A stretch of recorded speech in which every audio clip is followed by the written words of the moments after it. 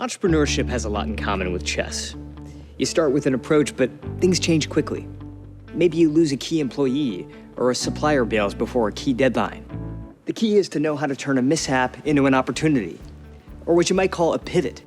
Today, we're going to chat with an entrepreneur who truly understands both the science and the art of the pivot. Businesses that do best are the ones that adapt, look at what's going on around them, and adjust accordingly. We'll look at a small business that has adapted their vision and pivoted their plan in order to suit customer needs. Let's pull our game plan together. This is American Express Business Class.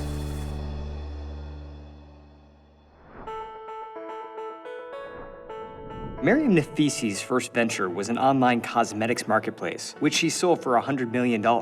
Today, she's the founder and CEO of Minted.com, an e-commerce platform for independent designers and artists. You launch the site, you're ready to go, and then what happens? Crickets. Nothing sold for probably a good 6 weeks. We maybe had one order.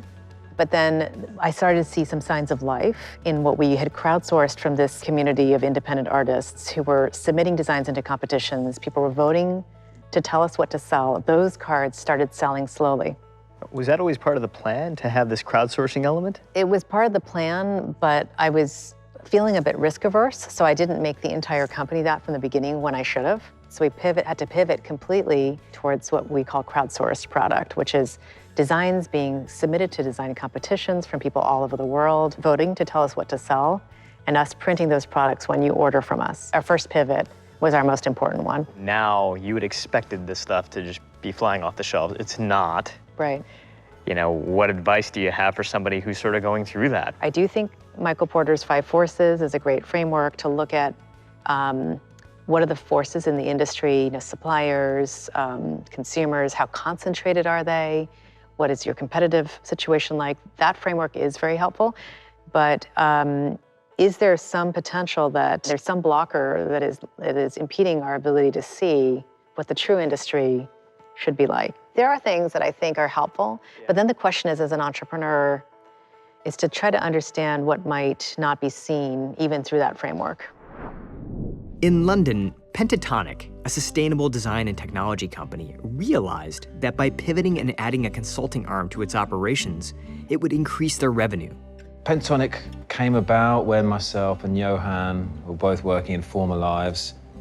I understood what is going on in the recycling industry and where it needed to move to really be circular economy. The plan was always to be a consumer brand and to make consumer goods, starting with furniture.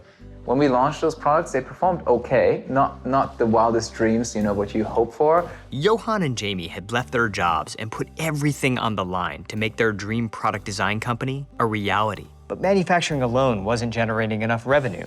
So they took stock of their business and realized they might have something else to offer. What did happen is that a lot of other brands said, oh, it's very nice. And we're like, oh, so you want to buy our furniture? And they're like, yeah, maybe, but also can you help us work on our product? Because we like the way how you did this. We found that we had a lot of demand from huge organizations who wanted to move to the model that we just launched with. When Jamie and Johan reevaluated the playing field, they realized their expertise was actually another marketable strength. We got opportunities that made us change the strategy towards a multi-revenue stream business. What really drove brands to us, I think, is precisely that. We were doing the thing that other consultancies are talking about, writing books about, but they also needed help to just do it. Now, in addition to the production side of their business, Pentatonic has built a thriving consulting practice. When you are working with products that haven't been designed to be recycled at the end of the life, but you are asked to come in and deal with those products and we do the recycling, they are always the more challenging ones, but we will take on that work because of the impact it can create. As you go through business life, you find yourself thinking about, the strengths and weaknesses, opportunities and threats. Formally, we've done so once a year, and informally, as far as day-to-day considerations go, we think about these elements a lot.